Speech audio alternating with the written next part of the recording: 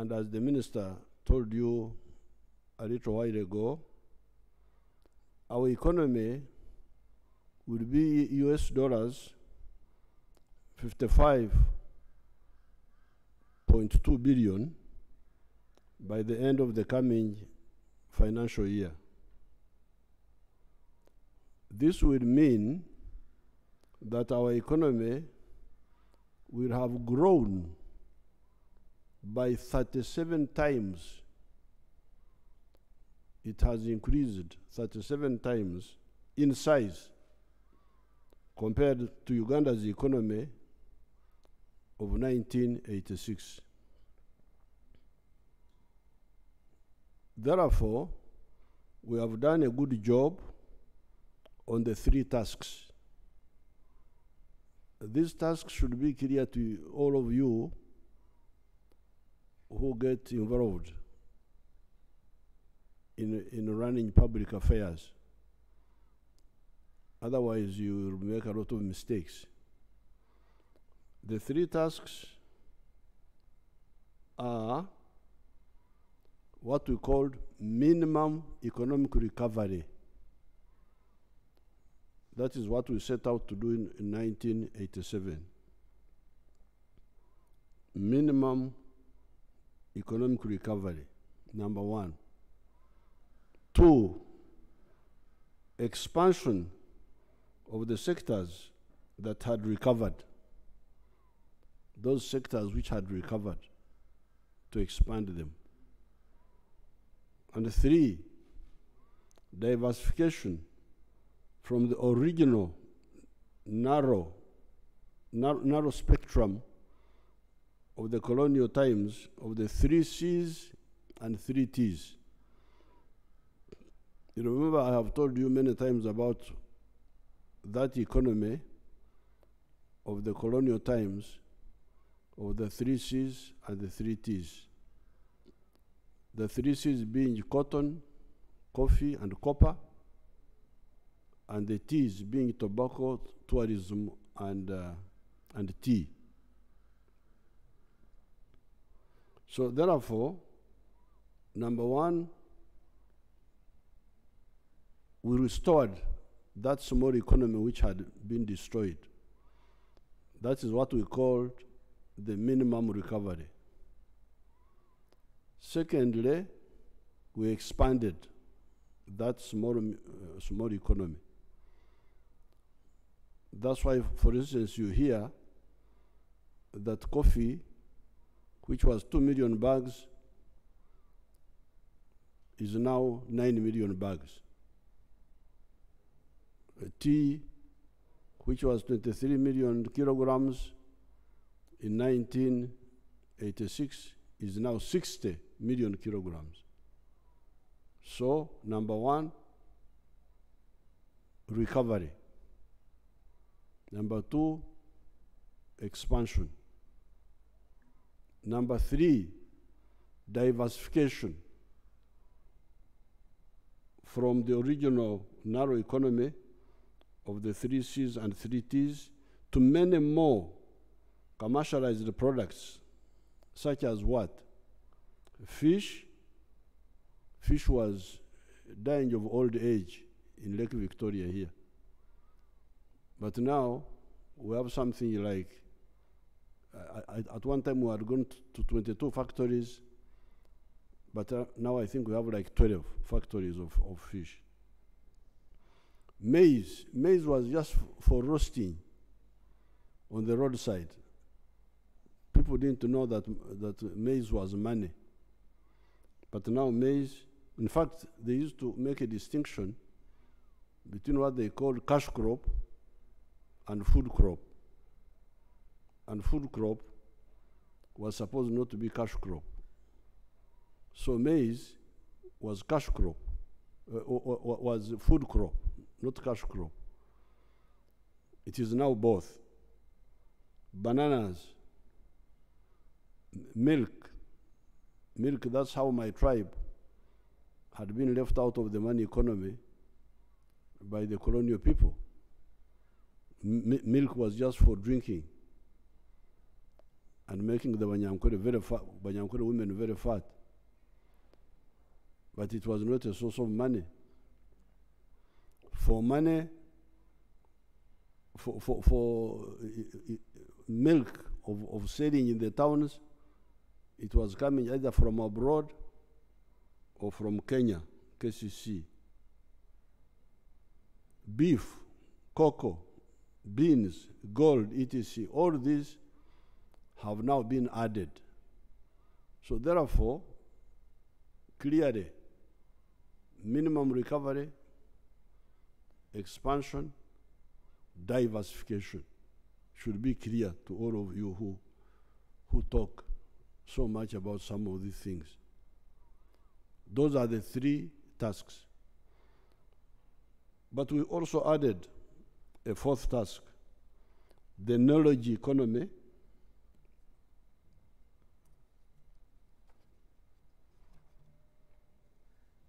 For instance, automobiles, technology. When you talk of Chira, you are now talking of a new economy. You are no longer talking of just coffee and agriculture and hotels. You are not even talking of simple manufacturing. You are talking of high knowledge, high tech manufacturing. So this is the fourth task now, the transformation, minimum recovery, expansion, diversification of what was there, but also new type of economy based on science and high technology. Example, automobiles, pharmaceuticals, vaccines, etc. This is in addition to some limited industrialization for some of the products in the areas of sugar, for instance, steel products by recycling scrap, soap manufacture, beer, beverages, cement, etc. So apart from the high tech, we're already moving also on that really low technology, value addition to our raw materials. And these are very important, very interesting figures. This value addition, sort of partial industrialization, is aimed at two missions. Number one, import substitution. Mulekerawo okusaka, don't import, make locally. But also export promotion. Now, apparently, when I was writing this short speech, when here in my house, when some people said I was in ICU, I think my ICU here is a good one, because it allows me to do one or two things, assisted by my comrade, Mama Janet, who is here, from a distance, as you can see, safe distance. So when I was writing this short speech, I asked my people, and I would like Omguruska Seija and his team to cross-check these figures, but because if they are true, they are very interesting. The import substitution value of these industrial products, these small industries of ours here, for Mitaimbwa, for all these Sabuni, those low-tech industries. Apparently, the import substitution value of these industrial products is about US dollars 3.6 billion. I didn't know that these small factories of Mitayimbwa, steel bars, soap, all these our little factories, that they are saving us a figure of $3.6 billion, which we would have to look for if we are still importing them. But they are also apparently bringing into the country as export earnings US dollars 1.6 billion.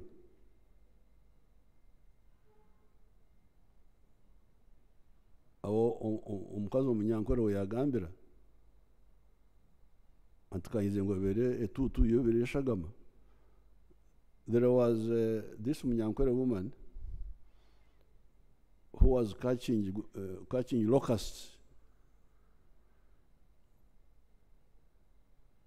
You know, the other time when you had a problem of locusts, when they were threatening us, many people did not know that some of the Ugandans were not happy with me because I killed the locusts quickly. But some of the Ugandans who eat the locusts, they said, this man has spoiled our food. He should have allowed us to deal with these locusts. NCG. They used to catch them and eat them. So in the 1930s, when the locusts invaded us, a Munyankore woman went into the papyrus swamp to catch the NZJ, the locusts. And she was carrying a child on the back. And she was so excited with catching the locusts. Those papyrus plants sometimes can be very sharp if they are broken. So the papyrus fragment cut the throat of the child at the back, and the woman had a warm liquid, and she thought it was sweat. But when she finished catching the locusts and said, I thought it was sweat. Biriyo evere shagama. It has turned out to be blood. So me, I didn't know that the little work we were doing, I thought it was sweat, but apparently it is blood. It is something serious. We are saving you 3.6 billion import substitution and earning for you $1.6 billion from the exports of now no longer just coffee and so on and these other things, but industrial products. That's really, I was very happy to get that figure. However, the big proportion of our economy is still a raw materials economy. So please, especially the NRM cadres, understand this very clearly. This economy we are saying has grown, as Mr. Kaseja was saying, to $49 billion now, and it will be 55 point something billion by the end of this financial year, which we have entered. You should know that Chibaro, that estimation is mainly a raw materials economy. Economy echari mukutunda embidde, selling the sour bananas before you process them. Meaning, unprocessed coffee, although I am putting on fine spinners shirt here, still much of the cotton is sold as raw material.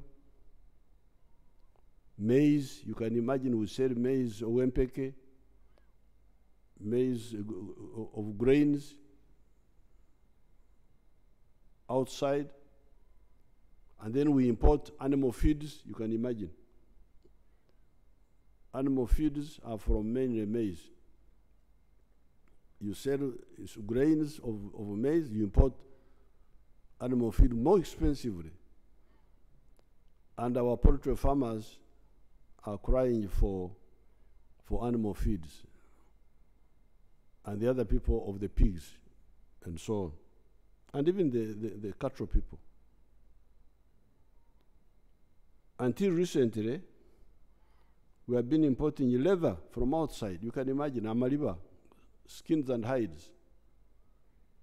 Until recently, when I built that leather factory in Kaumu, our people were importing leather from China and from India.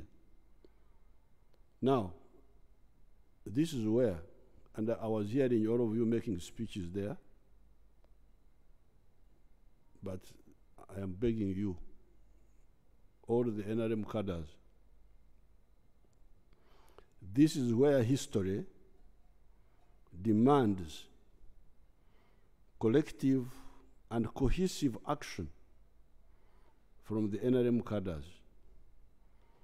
Now that we have got an educated workforce, because now we have got, you saw what Mr. Kasaija was saying, that 80% of Ugandans now can read and write. You heard him saying it there. 80%, literacy rate, 80%. From 43% are literate. Now that we have got an educated workforce, now that we have got enough electricity, now that we have got good roads, and that we are building or repairing the railway system. Here in the speech I did not add, but Mr. Kasaija talked about it. We have got cheap money in UDB for industry. Every effort must be made to add value to all our products. Because this is what is lacking now. To add value to all our products. Add value to coffee, please. Why? Because you will get money more than 10 times more when you add value to coffee than the way we are selling it now. To cotton, timber, cocoa, even fish products, although the factories are producing fish fillet and so on, but we can add more value, apparently. Gold, we need more gold refineries. Iron ore, we don't want to sell iron ore unprocessed to anybody. We need to sell steel, copper, vermiculite. There's a lot of vermiculite in Bugisu there. Phosphates, you can imagine we are crying that there is a war in Europe, so we can't get phosphates now. We have phosphates here in Tororo. The Chinese man who had come there, our people stole money from him. He was stupid. He was giving bribes to idiots and thieves. He should have helped me to get them, and I would have hanged them. But we shall get other investors. So, adding value to phosphates, petrochemicals, maize, bananas, etc., etc. By doing this same economy will jump to US dollars 550 billion. Instead, of the mere 55.2 billion we are talking about, laudable though it is. I am happy to say, oh, we have gone to 55.2 billion, but I'm not satisfied. No. And I think in the other speech which I gave on State of the Nation, I quoted the example of South Korea, and I was able to quote for you the economy of South Korea in 1961. I hope you can compare it with Uganda of 1961. I think that time in the other speech I said the economy of South Korea was two something billion. It is now almost 2 trillion. Imagine the little South Korea has got a GDP half of the whole GDP of Africa. Of Africa, Tibaswara. South Korea is half size of Uganda. But they now have a GDP which is, I think, almost 2 trillion. And you hear that, I hear all these people quoting when they go to meetings. African GDP is now 3-something trillion. I really feel embarrassed. Why can't these people keep quiet? How can the whole of Africa have economy smaller than Japan? Because Japan has got something like 5 trillion. Now here you are talking about the GDP of Africa being 3 trillion, and you talk about it. You are not even embarrassed. Me, I'm embarrassed to talk like that.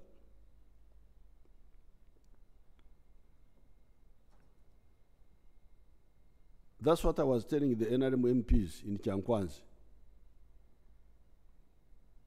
You are talking of the oversight. Oversight. Okay, thank you very much. But is it in order to oversight backwardness? And you feel satisfied that I'm overseeing you, backwardness. 39% of the people who are outside the money economy, coffee, raw material, which is 100% given away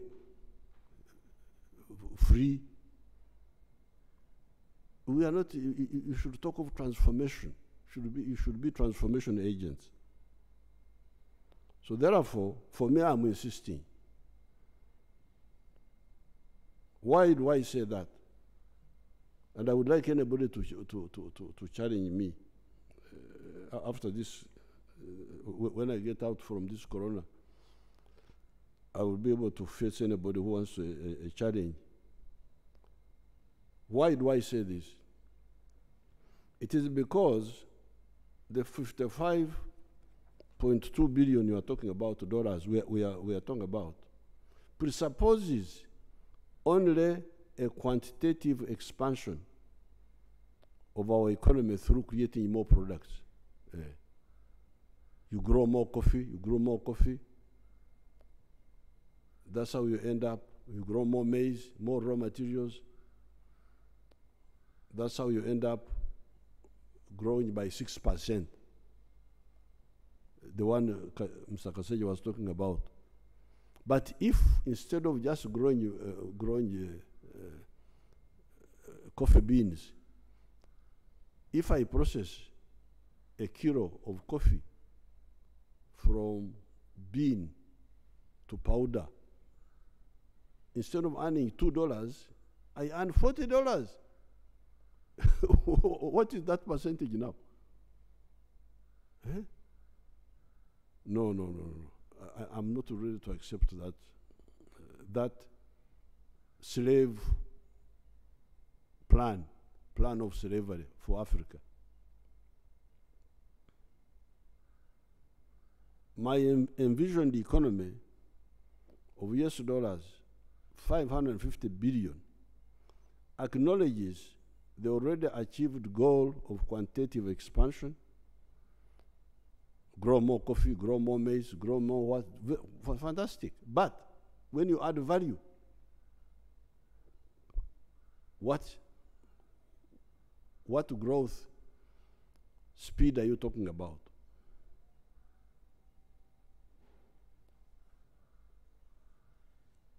But adds another element.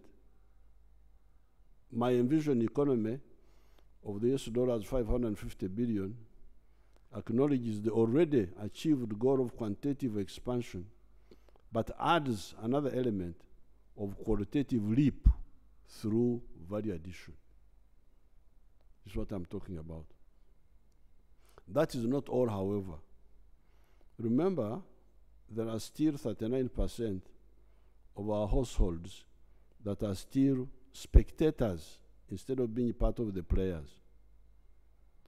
These are the bakorere chida kyonka, teach me ichikeken, working only for the stomach. Here below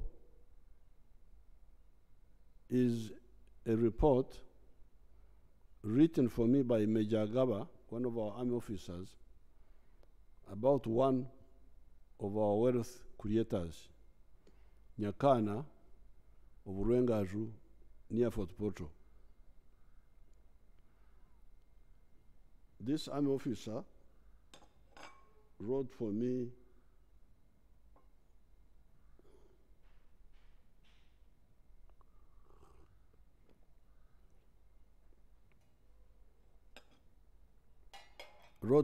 a report after she had visited there with the cattle rustlers from Karamoja.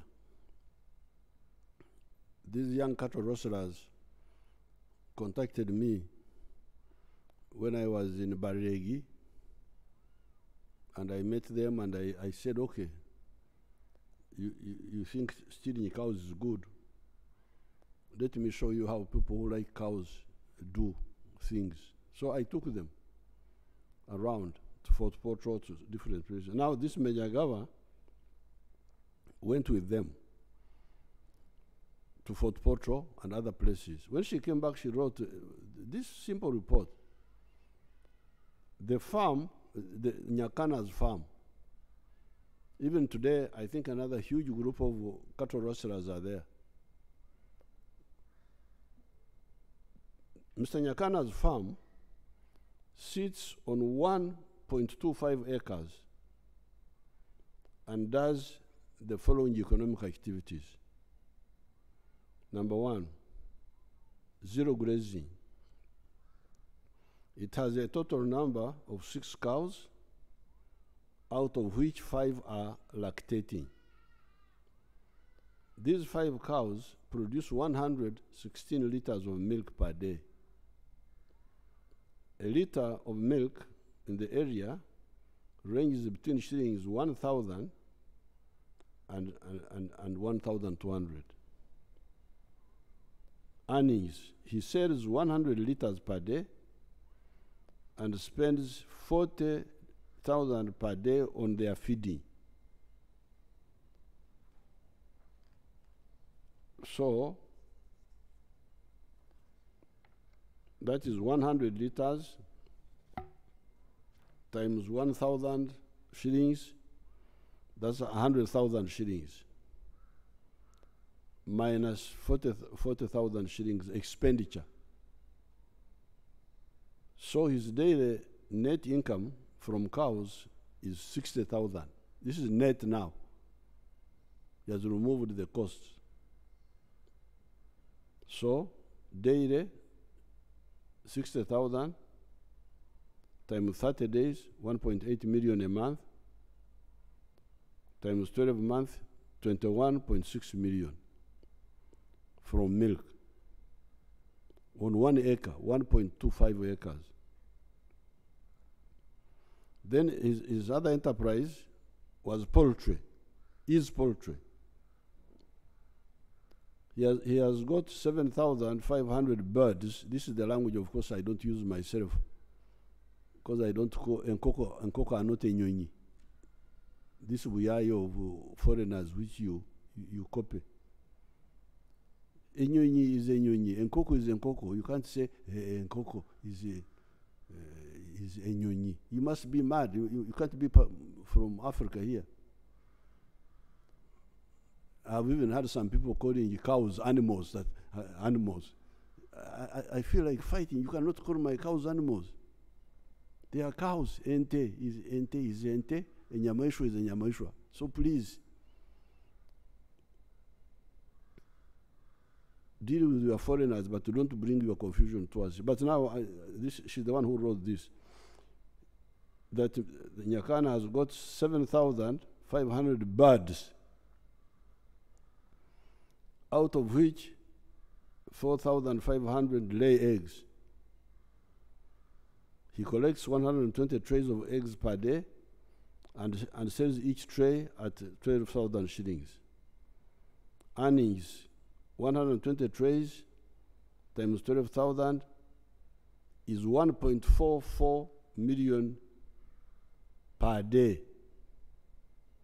But feeding these hens, what they call birds, he spends 1 million for feeding the hens, and another 40,000 for labor costs. So out of the 1.44 minus 1 million for feeding, then minus 40,000 for labor costs, this therefore leaves him with 400,000 shillings as a daily net income from chicken.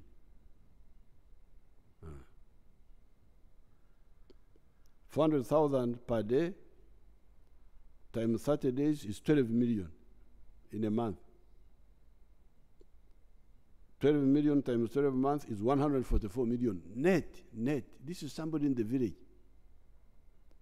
He has got net 21 million from milk, and now has got net 144 million from eggs. Then he also has feeds processing mini factory. He has feeds processing plant which produces feeds for cows and chicken and pigs. He also has got manure. He produces manure for his farm and also sells out to other people at shilling 600,000 per month. Then he produces also gas production. He produces a lot of gas from his farm and has plans of packing it in cylinders for sale. So I'm going to get Major Gaba's report, put it properly in a glass cover, and put it in the Uganda Museum. Not my own speech, no, but what Agaba wrote for me. Because I want history to come and see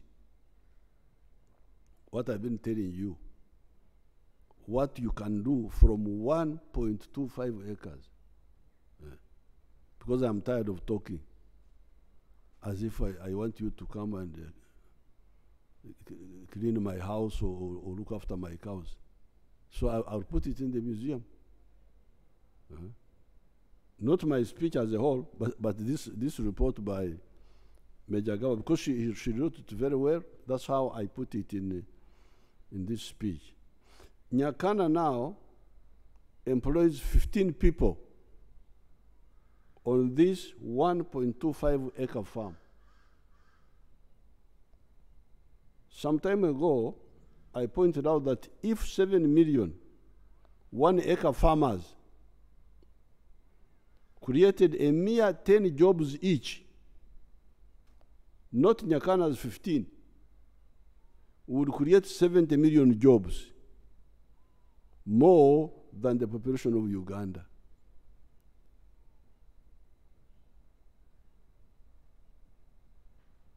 And if you want to know that this is possible, you should find out how many Africans came from other countries and came here.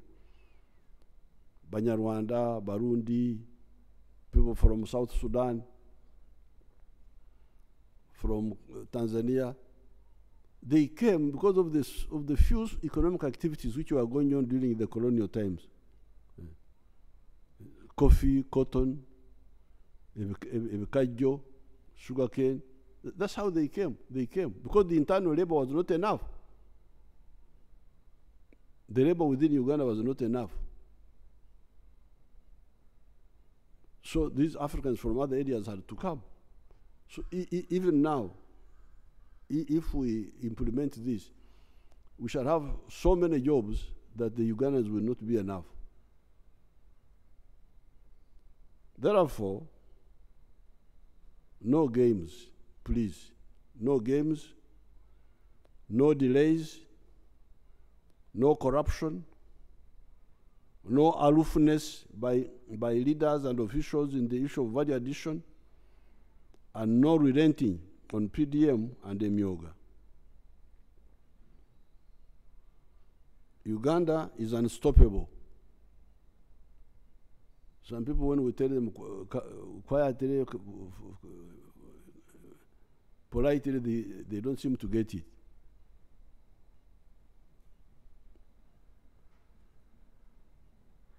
On the side of agriculture, I did not talk about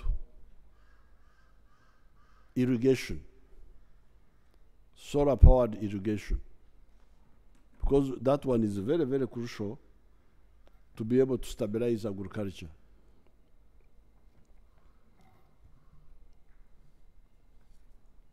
You had your budget, Ugandans, of Uganda shillings 52 trillion. While I support that budget because there is no other solution in the short run, it is important to know, Honorable Kasaija talked about it, but it should be highlighted, to know that shilling 17 trillion of that budget is to pay debts. He talked about it towards the end of his speech. He talked about it, but it should be highlighted. The 52 trillion you are talking about, 17 trillion of it is to pay debts. Amabanja.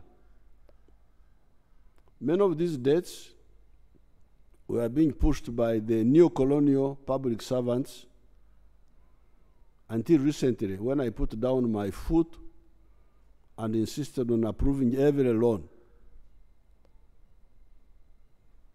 That's why you hear that these loans take time now to be approved, because I insisted I must approve of every loan, external loan. Because all this money was not worth borrowing. If you audit it, it was not borrowed for a good purpose.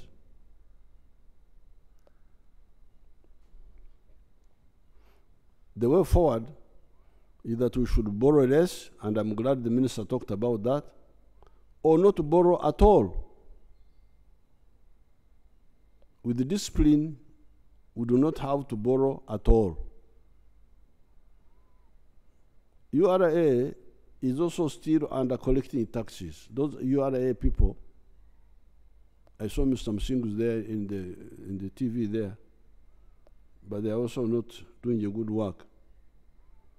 Their tax GDP ratio of 13% is not serious. In Europe, countries like Holland, our tax GDP ratio of 39.7%. However, we say in our language here, ekitata muhima tekimala konte. When a cattle keeper still has life, he will get new cows, even if the old ones died. We shall learn from the mistakes of the past and perform better. Now, what I want the NRM cadres to understand is that in order to do the industrialization I talked about, we don't have to use government money. The government money has already been used on the basics, infrastructure, security, and so on. The strategy is to handle well the private sector. Private sector can help us industrialize our country, provided we handle them well. I want to thank all the Ugandans who have been praying for me. I've been watching you praying for me at the National Chairman's office, Babaranda and Hadija Muzukuru, praying in All Saints Church, praying in signing the board here near the gate, and all the others who have been wishing me good luck, I appreciate really. It's good to know that I am not as bad as some people try to make me, and that there are Ugandans who appreciate. I also want to congratulate our people in Bukedea. What Right Honorable Speaker spoke about. I was following our guard there, a call, was elected as chairperson with a big majority after the death of the other of the chairman, who was also NRM. I congratulate all those who are involved. I congratulate Right Honorable Anita Among, because she was she helped us a lot. It's not illegal for a speaker to have a clan. Is it in the constitution that a speaker must have no clan, including a political clan? So if it's not unconstitutional, then I want to salute her. And the NRM people who stood down, because there were NRM people who stood down for our call. So I thank you, and I wish everybody good luck. Next time when I come on the TV, I will talk about Corona, because now I am an expert, and I'm also a veteran of Corona. So you count me among the veterans. Thank you very much.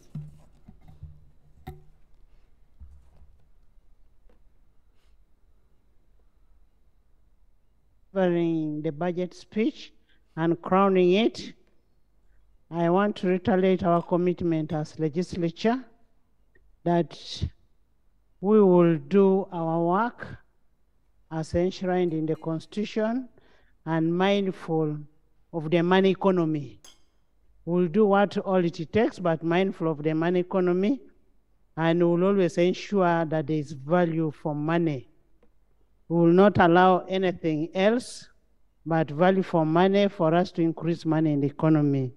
Thank you so much for us to be able to get what we want. Thank you. Adjournment. I want to once again thank the President of the Republic of Uganda and all the dignitaries that were invited and have attended this very special function. In a very special way, I want to thank Mama Janet Museveni for taking good care of our president. We want to thank you so much, and we keep praying for you and the family, and we wish our president a very fast recovery. We want you out there to do work for this country.